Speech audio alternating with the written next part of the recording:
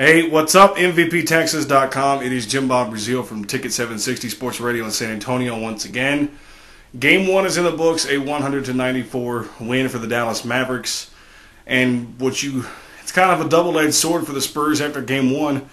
There's two camps. There's one that, while the Spurs just played really sloppy, and they had way too many turnovers, and Dirk Nowitzki was on fire, etc., etc., etc., they played as bad as they possibly could, and they still only lost by 6 points. That's Camp 1.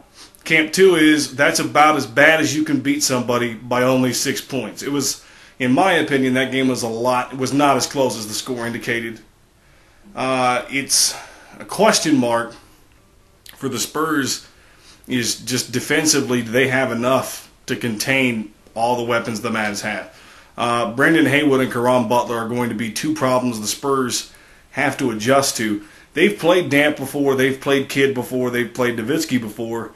And last year, Josh Howard was the thorn in the Spurs team's side. Now it's Caron Butler plus Brendan Haywood. And the problem with that is when you have Damp and Haywood on the floor at the same time, the Spurs don't have the size. I mean, DeJuan Blair, as good as he is and as hard as he plays, he's 6'6", maybe. He's listed at 6'7". And Antonio McDyess is 6'9". They just don't have the size to match up with Haywood and Dampier, and it showed. Spurs they got outworked on the glass. They didn't have any offensive rebounds. The Mavs had way too many second chance points. But they say the series doesn't start till somebody wins on the other team's floor. So if the Spurs win Game 2, series is started. In order for them to do that, George Hill has to not be a rookie. He looked very timid in Game 1. I don't know if it's because he was intimidated by the bright lights of the playoffs, or if it was because he was tentative on his ankle because it's not fully healed, or a combination of both. I tend to think a combination of both. He has to be a difference maker for the Spurs because he's their best perimeter defender, and they're going to need him on Caron Butler. Second thing, Spurs can't foul as much as they did. And you can whine all you want about the referees and how the Mavs shot 30 more free throws than the Spurs did. The Mavs did a better job of just creating fouls. I mean, Dirk's great at that, and he didn't miss a shot all night. So I don't think they're going to contain Dirk. They have to let Dirk do what he does. They're going to have to continue to guard him one-on-one. It doesn't work to double-team him because they've got too many weapons that can hurt you if you do.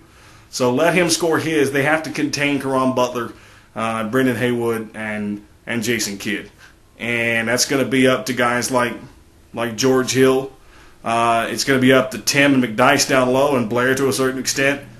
And it'd be nice if you can get something out of Roger Mason and Richard Jefferson. That's what you do with Richard Jefferson. You just throw your hands up. Same with Roger Mason. Nobody knows what you're getting from them. So it should be interesting to see what they do. I don't think the Mavs change much. I think it's all up to the Spurs. The Mavs are dictating this series. The Spurs have to react.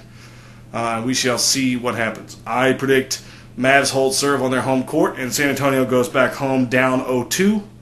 And I will talk to you again before Game 3 on Friday night. Peace.